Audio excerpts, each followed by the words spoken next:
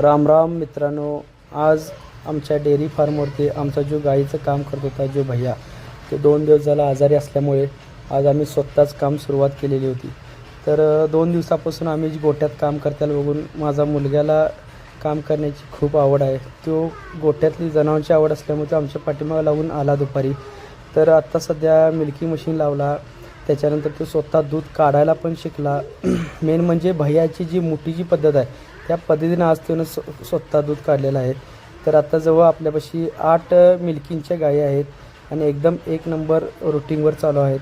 तर तुम्ही बघू शकता ते दूध कसं काढायला लागला आहे. आणि मला तर त्याची इतकी म्हणजे भारी वाटलं की तो वयाच्या 6 वर्षाचा असल्यापासून, म्हणजे आता सध्या 6 वय चालू आहे, तरी पण तो स्वतः एक नंबर दूध काढायला शिकत आहे.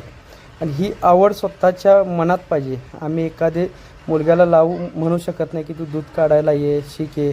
तर त्याला स्वतः आवड पाहिजे ह्या गोष्टीची.